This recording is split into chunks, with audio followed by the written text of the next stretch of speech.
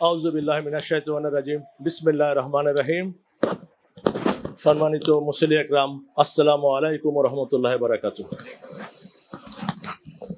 আজকে আমরা এমন একটি আলোচনা সভায় উপস্থিত হয়েছি, যার আলোচনা করার জন্য আপনারা আমাকে বলেছেন এবং এর পূর্বেই বলেছেন যে দীর্ঘ সময় তার সাথে আমার কাজ করার সুযোগ হয়েছেন। তিনি আমার মাতৃতুল্য, ছেলের মতো আদর করতেন। আপনারা দেখেছেন আমি সকল সময় বলেছি যে আমি এর আগে আমার পিতামাতাকে হারিয়েছি, কালকে আমার আরেক মাকে হারালাম। এই সময়ে কথা বলা খুবই কঠিন। দেশের এবং দেশের বাইরে অনেক মিডিয়া থেকে আমার সাথে যোগাযোগ করেছে কিছু বলার জন্য। আমার এই মানসিক পরিস্থিতির কারণে আমি সবাইকেই অনুরোধ করেছি যে আমি প্রয়োজনে পরে কথা বলবো, এখন সে অবস্থা নাই। তারপরে যেহেতু আজকের এনটিভির এই প্রোগ্রাম, আমি এনটিভির দায়িত্বে আছি, সেই কারণে আমাকে না বললেই নয়, সেই কারণেই দাঁড়িয়েছি। আমার কথাবার্তা ভুল ত্রুটি হয়ে থাকলে ক্ষমা সুন্দর দৃষ্টিকে দেখবেন। আমি শুধু একটি কথা বলতে চাই, আজকে যারে নিয়ে আলোচনা করব, যে আমাদের মা দেশনেত্রী বেগম খালেদা জিয়া, তার আলোচনার আগে গতকাল কি জানাজা হয়েছে আপনারা দেখেছেন। জানাজা, এটা এনটিভিতে একটা নিউজ দেখেছি কালকে, আমি বলেছিল যে এটা জানাজার শহর।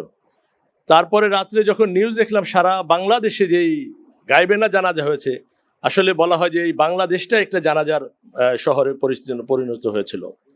কার জন্য? বেগম খালেদা জিয়ার জন্য। কেন এই আয়োজন? আসলে সেটা সে দাবি করে। তার যেই সততা, নিষ্ঠা, দেশপ্রেম, ইসলামিক মূল্যবোধ, এবং তার জন্য আমরা যা করেছি আমি মনে করি সেটা কমই হয়েছে। আমি আজকে একটি কথা বলতে চাই, কালকে জানাজার সময় তার সুযোগ্য পুত্র জনাব বিএনপির ভারপ্রাপ্ত চেয়ারম্যান তারেক রহমান একটি কথা বলেছেন। উনি পারিবারিক শিক্ষা থেকেই বলেছেন, ওনার নম্রতা ভদ্রতার কারণে বলেছেন যে আমার মার কাছে যদি কেউ কোনো পাওনা দানা থেকে থাকেন আপনারা বলবেন, আমি পরিশোধ করে দিব। এটা আসলে পারিবারিক শিক্ষা থেকেই সুন্দর একটি কথা বলেছেন, তার প্রতি আমি কৃতজ্ঞতা জানাচ্ছি, ধন্যবাদ জানাচ্ছি তাকে। কিন্তু আসলে আমরা যদি ব্যাপারটা দেখি, এই জাতি, আমি আপনি আমরা সবাই বেগম খালেদা জিয়ার কাছে ঋণী। তার কাছে আমরা ঋণী, এই জাতি ঋণী। দেশের জন্য, দেশের মূল্যবোধের জন্য, জাতীয়তাবাদের জন্য, ইসলামের জন্য যে উনি ত্যাগ স্বীকার করেছেন, ফ্যামিলিকে দিকে তাকান নাই, সেই 1971 সনে স্বাধীনতা যুদ্ধ থেকে এই আজকে পর্যন্ত শুধু দেশ আর দেশের জনগণের ভালোবাসার কথা বলেছেন, দেশের জন্য কাজ করেছেন। এই জাতি তার কাছে ঋণী আমি মনে করি। আমাদের ঋণ যদি শোধ করতে হয়, এই জাতির এই ঋণ তার কাছ থেকে শোধ করতেই হবে। এবং এটার একমাত্র যদি করার সুযোগ এভাবেই আমরা করতে পারি, যদি তার যে ইসলামিক মূল্যবোধ, দেশপ্রেম, সততা, নিষ্ঠা, ঐক্যবদ্ধভাবে দেশকে গড়ার যে স্বপ্ন উনি দেখেছেন, এটা যদি আমরা সকলে মিলে আজকে কাজ করি, তাহলে তার আত্মার শান্তি পাবে এবং তার এই ঋণ কিছু হলেও আমরা শোধ করতে পারবো।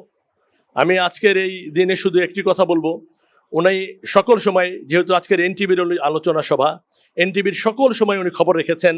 বিশেষ করে আপনারা সবাই জানবেন যে এখানে আমাদের আগুন লেগেছিলেন, আগুনের সময় উনি নিজে চলে আসছিলেন গাড়ি নিয়ে আমাদের এখানে। আমি তখন জেলে 111 চলছে, উনি তখন নিজেই চলে আসছিলেন নিচে, যা এনটিভিতে আগুন লেগেছে, কি পরিস্থিতিতে, কি ধরনের মায়া থাকলে, মমতা থাকলে, এটা শুধু এনটিভি না, সবার প্রতি তারই মায়া ভালোবাসা ছিলেন যখনই যার কথা শুনেছেন।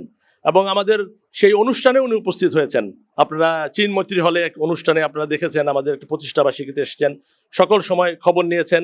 এবং তার সময় এনটিভি 2003 সালে আমরা শুরু করি, তারই পারমিশনের কারণে। এবং আমি আজকের এই দিনে শুধু একটি কথাই বলবো, আজকে আমরা যে মাকে হারিয়েছি, দেশ যে মাকে হারিয়েছে, আমার একটি ছেলের কথা মনে পড়ে, হাদি।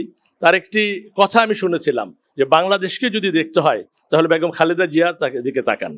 উনি যদি হাসে তাহলে বাংলাদেশ ভালো আছে, উনি যদি কাঁদে তাহলে বাংলাদেশ অসুস্থতার মধ্যে আছে।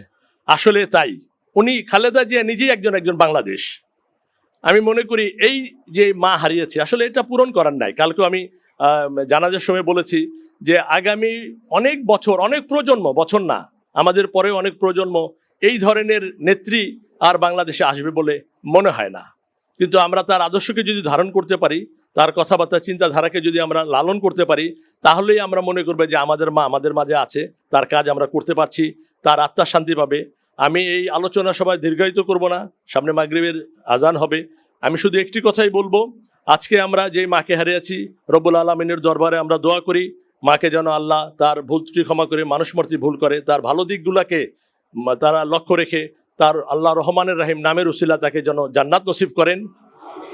এবং তার এই শোক সম্পর্ক পরিবারকে শোক সওয়ার তৌফিক দান করেন, এই জাতিকে শোক সইবার তৌফিক দান করেন, এবং এই দেশ এবং জাতি তার পরিবার যে ক্ষতির মুখে পড়েছে তার চেয়ে উত্তম প্রতিদান আল্লাহ যেন আমাদেরকে দান করেন। আমরা তার আদর্শ ধারণ করে আগামী দিনে চলবে এই কথা বলছি। সামনে নির্বাচন, উনি দেখেন অসুস্থতার মধ্যে 6 তারিখের পরে একটি খুব কষ্ট করে একটি সাক্ষাৎকার দিয়েছিলেন, একটি বক্তৃতা দিয়েছিলেন, যেটা বিএনপির 6 না 7 তারিখের জনসভার মধ্যে প্রচার করেছিলেন। আমি তখন বিদেশে। এত অসুস্থতার মধ্যে একটি কথা বলেছিলেন, দেশে আপনারা সবাই মিলেমিশে ঐক্যবদ্ধভাবে দেশ গড়ার জন্য চেষ্টা করেন, সবাই মিলেমিশে থাকেন, আহাজানি, সন্ত্রাস, নৈরাজ্য, জ্বালানি পোড়ানি এগুলি বন্ধ করে একে একে মিলেমিশে আমরা এই দেশটা গড়ি। দেশটা আমাদেরকেই গড়তে হবে। যখন চিন্তা করেছে, সকল পরিস্থিতিতেই উনি দেশের কথা চিন্তা করেছে, নিজের কথা, পরিবারের কথা কখনো চিন্তা করে নাই, দেশকে ভালোবেসেছে। সেই জন্য আমরা মনে করি ওনার ঋণ পরিশোধ আমাদেরকে করতেই হবে। ওনার আদর্শ, ওনার গুণ, দেশপ্রেম দিয়ে আমরা যদি কাজ করি, তাহলে আমি আগামী দিনগুলো ইনশাআল্লাহ বাংলাদেশ ওনার চিন্তাধারায় আরও সামনের দিকে যাবে। আমরা আল্লাহর দরবারে তার রুহের মাগফিরাত কামনা করে শেষ করছি। আল্লাহ তার জান্নাতুল ফেরদৌস নসিব করুক এবং কিয়ামতের আগ পর্যন্ত তার কবরকে জান্নাতের অংশ পরিণত করে দেখ।